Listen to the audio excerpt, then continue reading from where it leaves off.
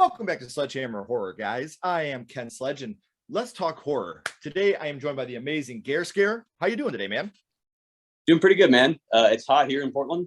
For once, it's normally rainy. It's a lot, but nice to have some nice weather. So this is something that I've been trying to get to happen for a long time. I'm glad that we are finally able to make this connection here. Sorry, I had to be on one of the hottest days of the year for you, but I'm glad we were finally able to make this happen. So for those of you that don't know about Garrett, Garrett is a writer, director, and producer of horror and genre-based films. His first publicly released was a short film titled Home Trip back in 2020, loosely based on a Lynchian style and psychedelic horror films from the late 60s. What was it like? Now that one, did you direct that one? Did you write that one? What all did you do with Home Trip? Yeah. So with that one, really, it was very stylistically, because how it worked originally is Home Trip started as this idea for another film that I had, and then the other film didn't pan out the way I wanted it to be. So I had this idea going off of that film of what Home Trip would be, and it would like basically compile all the elements into one small short film, and it did it to effect, I think, decently. I mean, it depends on, who's watching it. I'm not going to like say that everybody likes it or anything. It's a weird Lynchian style. I really like surrealism and cosmic, ethereal feeling things. It's very much inspired by, Carnival of Souls and Eraserhead. So that was like kind of my inspiration for making it. But and I composed the music that went along with it too, and it worked out okay, I think. But yeah. So, where can people check out Home Trip now? Yeah, they can check it out on my YouTube channel. My YouTube channel is Wicker Sticks Cinema. I'm a big fan of the Wicker Man, so that's why I included the Wicker Sticks in there. But I assume you mean the Nicolas Cage one. Oh, of course. No, I'm actually not abashed to say it or anything, but I have like a lot. Like I collect a lot of stuff from the 1973 Wicker Man film. Like my entire studio apartment is just full of memorabilia from the original Wicker Man movies. So it's like very close film to my heart. So a lot of the stuff that I do has like some nods to it in it, but yeah. That's so cool, man. That's like me with House, dude. Like I totally from. So not only that, but you guys don't have to go looking for his YouTube channel, because I have the links right down here in the description, so you can check that out. So all you gotta do is just a click away. And the best thing about Home Trip also is you did win awards, including Best Director and Best Mystery. Now, with that, you followed up with Bad People Doing Bad Things in 2021, which is a love letter to 70s grindhouse and exploitation flicks following the accounts of an absurd and sadistic method director. So, like, what was this one like? Because obviously, this film's based on a method director on a bizarre request, getting his film funded. This did become a big cult hit, but how much of this, with you being a director yourself, was pulled from reality? Well, I mean, it's basically Bad People Doing Bad Things was because I'm a huge fan of 70s exploitation and, early 80s grindhouse movies. But I never really thought of the idea of like doing a movie an exploitation film that comments on the very nature of what exploitation is. And I wanted to have a character that kind of embodied all of that. And I really like when movies are able to do scenes that are very intense, but also be somewhat self-aware and kind of poke fun at themselves a little. And our lead character in that movie, Ramirez Hishkenstein, he's supposed to be an embodiment of like what exploitation is, and like every trope, everything that you would watch a movie and you would laugh at with your friends or like poke fun at. There's the guy who has the really terrible wig with a terrible facial hair, or he's just doing really like morally apprehensive things. He's just a piece of shit. Like that's the reason why the movie's called Bad People Doing Bad Things. And I wanted to make a movie. It was like, okay, because I often really like films where, so I mean, this is just kind of the case with most movies. We watch movies where a lot of the characters are heavily flawed, and some of the most entertaining movies, all the characters are like, they can be really bad people. I mean, that's going back to Bad People Doing Bad Things. But when you like the movie, like we watch Texas Chainsaw Massacre, we don't watch it for Sally and everybody else in the van. We watch it because we like the Sawyer family. Those are the characters we want to see when we watch Texas Chainsaw Massacre. you know, or even a movie like as recent as Joker, you know, that came out. I'm not like, I don't know too much about that movie. I've seen it once, but, you know, commenting on the idea that we're following this character who's not particularly a great dude, but we connect with them on an aspect because they have a goal that they're trying to reach, then it makes it watchable for the audience. You know what I mean? Mm-hmm. But yeah, so that was the idea behind making Bad People, just making every character in it just morally reprehensible. Mm-hmm. But well, yeah, the good thing is like with you doing these things, it's leading you to your first full-length feature, which is Spooky'74. Now, yeah, I know that this is in the making right now. mm-hmm. And it's loosely based around bad people doing bad things, while inspired by other films like Fritz the Cat, Trilogy of Terror, Yep. Network, Mulholland Drive. What can you give us a little bit about Spooky'74? Obviously, spoiler free. Yes. Spoiler free. I mean, yes, it is loosely based on bad people doing bad things, but it's overall like you would never have to watch that or have seen that to understand what this is. Basically, Sure. I kind of refer to this as like a sister sequel, but also not being a sequel. It's its own movie by itself, because Bad People Doing Bad Things isn't technically a feature-length film. It's like basically the length of a television pilot you watch on Adult Swim. Well, this is like, you know, an hour and 30-minute movie. And I'd say what this, I mean, if I'm going to give you a plot rundown, the movie's about a low on his luck pothead character, and it takes place in 1974. And it's during the whole post-Nixon Watergate situation. And it's really affecting the economy, and it's really affecting how people, you know, their mindsets, everything being post-Vietnam, right towards the end of the war. So everybody is, you know, kind of in this weird place. And we have this lead character who kind of embodies that idea of having to do certain jobs to get to other places, working dirty jobs to get to places where you're told, oh, you can only accomplish your dream if you do these things. And then is, you know, the American dream of working so hard into something and then feeling stuck. And then, you know, there's a lot of people that this happens to, you know, they go to Hollywood and they work, and they don't go anywhere. And it's really tragic and it's really sad. And, you know, you see that like on, you know, like Skid Row. I mean, you see all these like these little boulevard of broken dreams. It's really sad. But the movie kind of comments on that, while also it's a psychedelic and surrealist 70s approach. It's similar to Bad People, because we're watching this character and he goes on a psychedelic acid trip. And throughout the whole movie, we're distinguishing what is and is not real, because we're watching his perspective and we're watching what's happening on the television. Because there's two different scenarios happening. There's what's going on in the TV, which happens to be with Ramirez from Bad People Doing Bad Things, and this whole other situation. And then you have our other character who's in the real world, and we're bouncing back and forth between these two realities, and we're seeing how they interconnect and what the symbolism and why they connect and what the reason is for. And, you know, I definitely say it's probably the darkest thing that I've done so far movie-wise, because it is funny, but it is like we go to some pretty dark places that like, sure, I haven't, like, Bad People Doing Bad Things has some it's pretty gross, you know, but it never gets to the extent to where it's like, you know, like, oh, that was like an actually like pretty deeply unsettling moment. So we have a few moments like that are in this movie that'll be interesting, but it's very heavily comedic as well, because there's two things we do, you know, when we're scared of something, our first reaction is to either scream, or our second reaction is to laugh at something. That's what happens when we don't understand what's being presented to us. Yeah. And another thing I wanted to say, I should have said this a little bit ago, but you are going to be doing an uncut and extended version of Bad People Doing Bad Things and adding that to streaming this year. Yes. How did you come about doing that, making that a project that was going to be happening? Yeah, I mean, I was talking with my friend Rocco, and he works with trauma. So that's like, you know, what they specialize in. And, you know, Bad People is very much in that realm. And I'm going to be sending the film for him to edit in July. But basically, we've been wrapping up a few of the reason why I figured the extended version was kind of necessary is because there was some music that I wanted to get in there that I felt suited the film a little better. There's some artwork, there's some animation, there's some scenes that, you know, tie some things narratively more tight together that need to go into the film.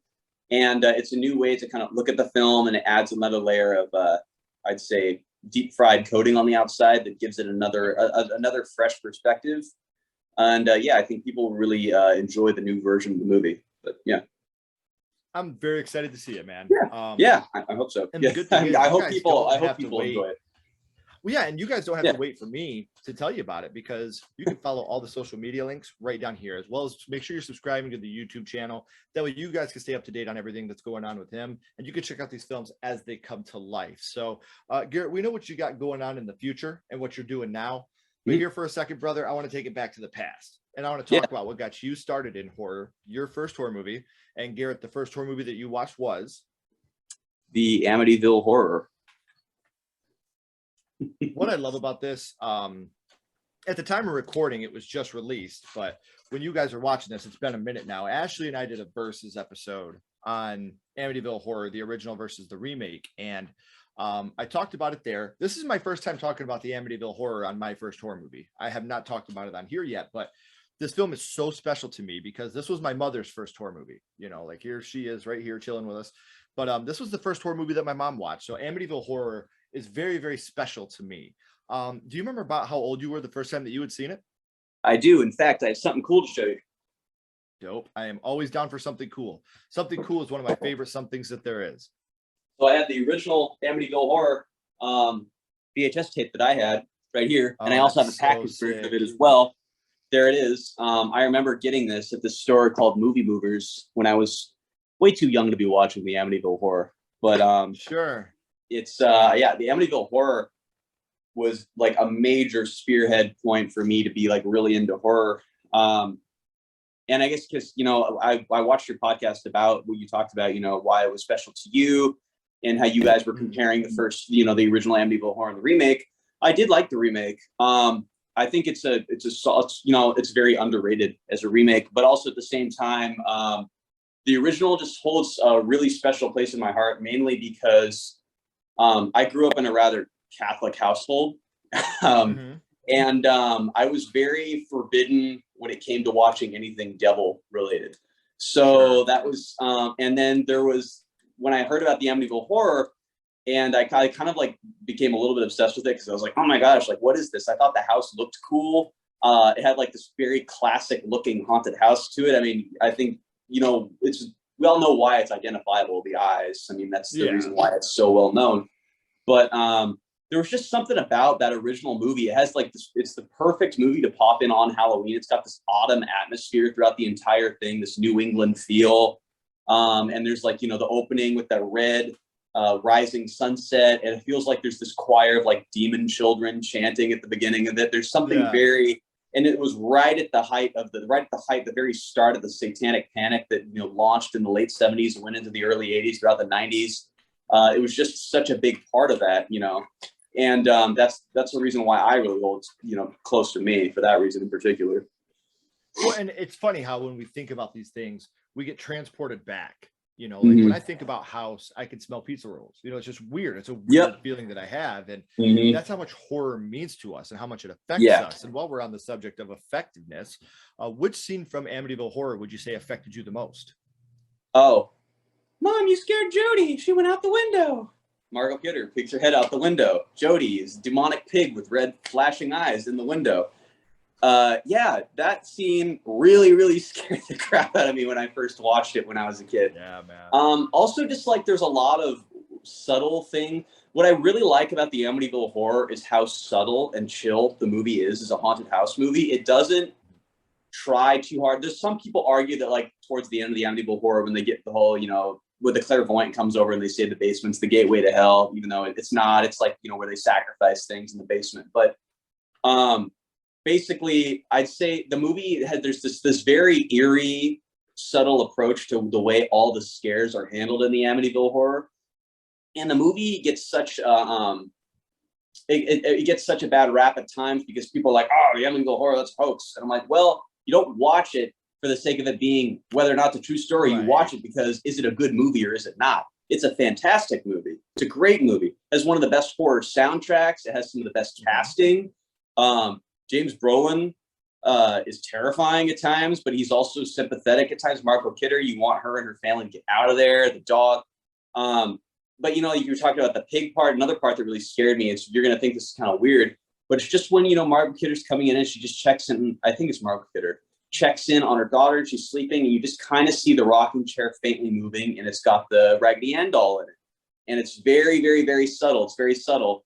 but there's just something really eerie about it. And then they do this wide shot on the doll, and you just see the doll in frame, and it's this wide shot, and there's something really eerie about it. So that's And it's amazing how you talked about how people watch this like, oh, it's a hoax, whether the true story or not, or whether the true story was a hoax or not. You're right. I'm watching this movie to be entertained. Exactly. Like, I hate to break this to you guys, there really wasn't a boy named Jason Voorhees that drowned in a lake and then came back and went on a killing spree. Like, this shit doesn't really happen sometimes. It doesn't take away from the I know, right? I just ruined it for you.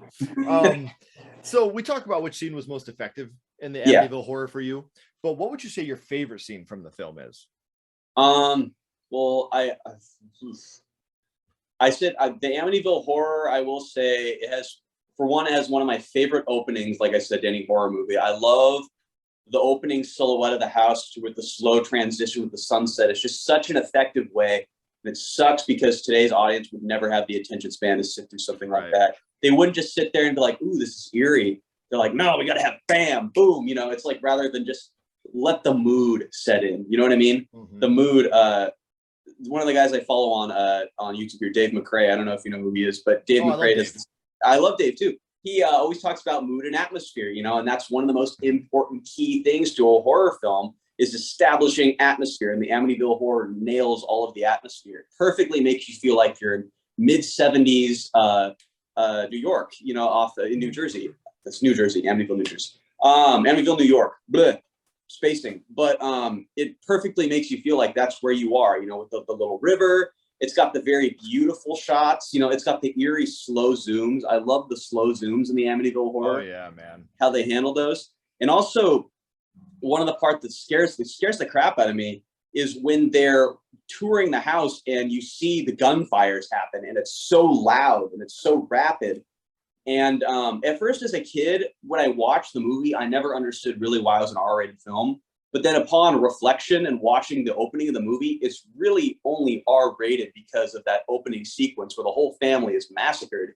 Right. And whether or not, you agree what happened in the Amityville house is real or not, we all know that did happen. And that is scary. And that's the scariest thing that did happen. So, and they handled that part as like one of the scariest scenes. So I got to give credit to that. And I'd say also one of my favorite scenes is there's this really eerie part where they're sleeping.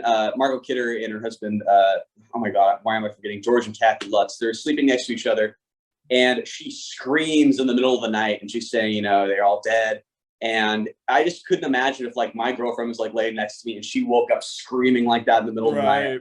There's something about that that's just so like, I don't know, you know what I mean? There's something weird about it. So yeah, but I mean, that's, it, like I said, it's very subtle how it handles its horror. And that's, I really wish we would get more subtle horror films like that didn't try so hard to just hit you over the head with stuff.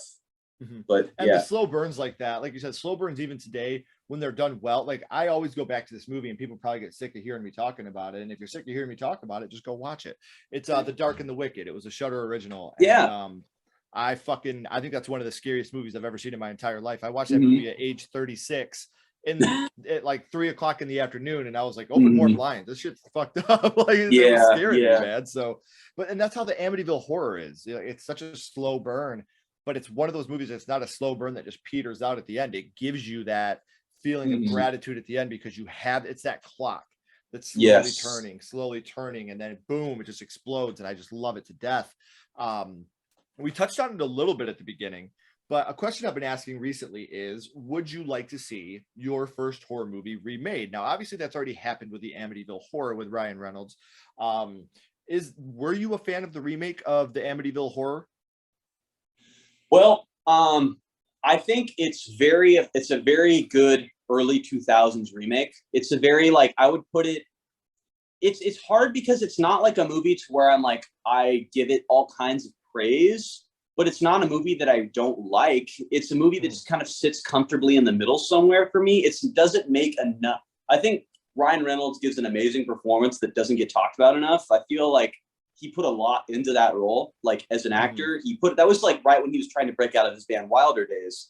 Yeah. So when he went into Amityville and he played George Lutz, I felt like that was a really, really like solid performance that he did, especially, you know, after, you know, when he goes and he's being very, his behavior towards the children are like, is very disturbing, you know, and he's like making his kid, well, his surrogate kid hold the thing and he's cutting the wood. Like that scene is really, you know, it touches on some of the darker things that, well, one of the many, because the Amityville Horror is so dark in general, but the many dark things that happened in the first movie, you know, with when George was being awful to the family and he, you know, pimp slaps Margot Kidder in the face. And then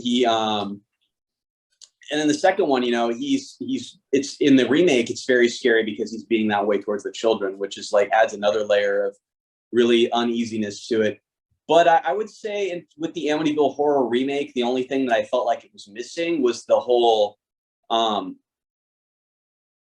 it didn't have that 1970s occult phenomenon feel to it that I feel like the original just has. Like I said, I'm really obsessed with movies like the Amityville Horror, you know, Blood on Satan's Claw, The Omen, of course, The Exorcist, The Wicker Man. I really love the early 70s occult type stuff because that was such an odd time. And the Amityville Horror came out like right at the perfect height of that time. So it had an effect really not like any other. And even my dad remembered to go when he went and saw it in theaters. And it was called the Amityville Horror Summer. He remembered when he went and saw it. And it was like, there was nothing else really like it because like a year or two before is when the book came out.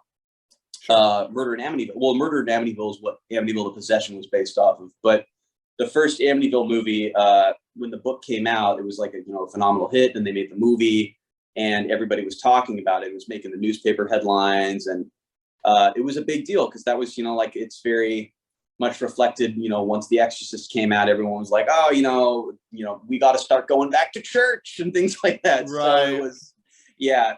I don't know. There's just something very inherently cool and creepy about that era that I miss some of the filmmaking that I don't. The Love Witch. I don't know if you saw The Love Witch. It came out not that long ago, but it captured that same type of style. So did Ty West's House of the Devil. That also captured that very similar type of style. But it's rare when you come across it. Mm-hmm. Yeah. And I agree with you. And to be able to make a movie today and still capture that type of I don't want to say nostalgia, but that type of, you know what I mean? Like to capture that so well, it's very hard to do. So yes, we talked, Garrett, about your first horror movie and what the Amityville Horror means to you. But now, my friend, I do want to throw you a little bit of a curveball here. My little buddy Ghostface has a question for you. Okay. What's your favorite scary movie, Garrett? What is your favorite horror movie of all time?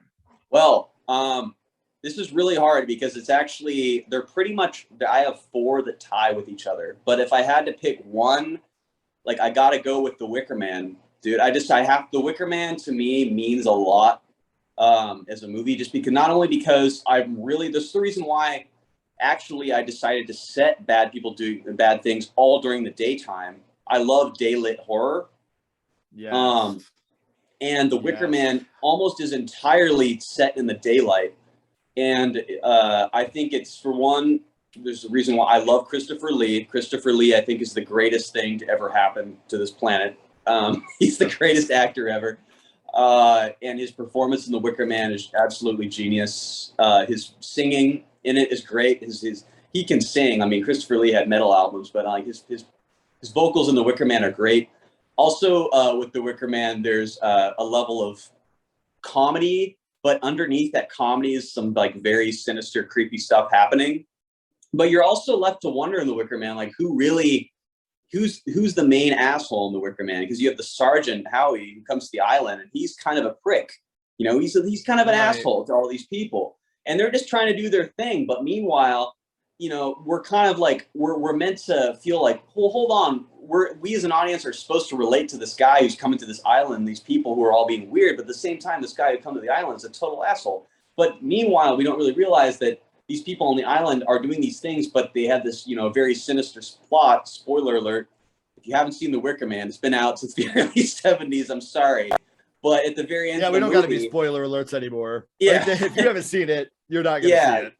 The Wicker Man, and then they're revealing that he is in fact the sacrifice. They had this diabolical plan, you know, to basically have him be the sacrifice, because they know out of the goodness of his heart, he would come and try and find this little girl. And then us, you know, it makes us go back and relook at the beginning of the movie where he's being an asshole. It's just, yes, he's being an asshole, but his intentions are good. You know, he's trying to find this poor kid, and even the kid's in on it. The kid is in on it, and everybody's so brainwashed. And the whole movie basically comments on, you know, it comments on religion, it comments on cults, it comments on what is the difference between them. It's very effective, and it's very unsettling in that regard. It really makes people think about existentialism. So that's the reason why I have such a love for it. But yeah, I mean, it has some of my favorite shots of all time. The music is great. I have the vinyl record. I have all editions of the film. I have the uncut. I have the Blu-ray. I have the original cut. I have the director's cut. I have framed pictures of it. So I love it, to say the least. And yeah, it's one of those movies that the first time you've seen it, it blew you away, as long as it wasn't spoiled for you. Yes. It's one of those movies that really blew you away, and that's what I love so much about it. To me, it has that psycho feeling of one of the first movies I can really remember that, you know, really shocked me, you know, for the right reasons. So we know about The Wicker Man and how much you love that, and the Amityville being your first horror movie. And man, I appreciate you so much, Garrett, coming on here and hanging out with me a little bit. Of course. But I got one last question for you. As always, we're going to go back to Amityville, and what we're going to do is we're going to rank this film on a skull count. Now, we're not ranking this on acting, production, score, nothing like that. What we're doing here, my friend, is we are strictly judging this movie on how much it affected you on first viewing. So 0 being not effective, 5 skulls being extremely effective. You can use half and quarter skulls anywhere in the middle. What would your ranking of Amityville Horror be? Oh man, I mean, I gotta put it at like, it's got to be like 5 skulls. I mean, it's one of the most impactful horror movies to me. I put it up there. Like I said, I don't know if it's one of my favorite horror movies of all time. It's not in my top 4. I love it a lot, but it's one of the ones that scared me the most growing up, and it's one of the ones that I will always remember. And it's one that, like, horror starts for all of us somewhere, man. Yeah, I'll always remember it. It'll always be in my ear. I'll always be like, whenever I see a house with 2 eyes, I still think Amityville. You know, it's just even if it's just any house down the street, it's got 2 windows like that. The first thing that comes into my mind is the Amityville Horror. You know, so I got that. If it's done that and it's that effective, then it goes to show how effective it is. So yeah. And that's how I am with House. But House is still my favorite movie, but I still give it a 5 skulls on effectiveness. But right. We are, my friend, at the end of the 3rd act. The credits are about to roll. The curtain's about to drop. But before it does, guys, there's some social media links down here that need your loving. So make sure you're following him on social media. Make sure you subscribe to the YouTube so you can stay up to date on everything that he has coming up. Garrett, don't go anywhere, my friend. I got a couple more questions for you. Absolutely. Everybody else, as always, keep talking horror, stay what you are, and we'll see you guys soon.